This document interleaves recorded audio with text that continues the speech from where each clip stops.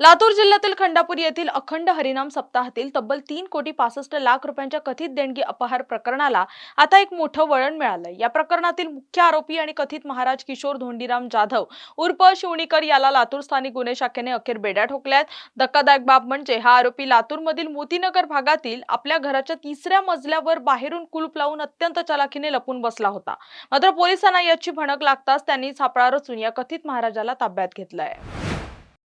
खंडापूर येथील धार्मिक उत्सवासाठी जमा झालेल्या कोट्यावधींच्या निधीमध्ये गैरव्यवहार केल्याचा आरोप किशोर जाधव आणि त्याच्या सहकाऱ्यांवर आहे। या प्रकरणी लातूरच्या MIDC पोलीस ठाण्यात भारतीय न्याय संहितेच्या विविध कलमांखाली आधीच गुन्हा दाखल करण्यात आला होता। गुन्हा दाखल झाल्यापासून फरार झालेल्या शिवणीकरचा पोलीस शोध घेत होते। अखेर स्थानिक गुन्हे शाखेला मिळालेल्या गोपनीय माहितीच्या आधारे ही धडक कारवाई करण्यात आली। 3,65,00,000 रुपयांच्या मोठ्या अपहार प्रकरणात आता पोलीस शिवणीकरची कसून चौकशी करत असून या रॅकेटमध्ये आणखी कोणाचा हात आहे का याचा पुढील तपास MIDC पोलीस करतायत।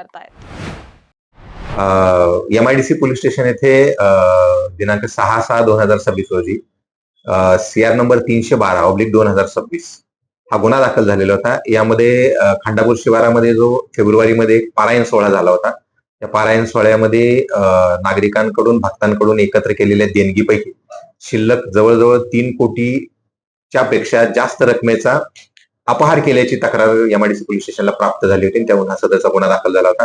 गुन्हा दाखल झाल्यापासून MIDC पोलीस स्टेशनचे अंमलदार आणि अधिकारी आम्ही स्वतः असे सदर जो गुन्ह्यात नमूद केलेला आरोपित आहे किशोर धोंडीराम शिवणीकर उर्फ जाधव यांचा शोध घेत होतो।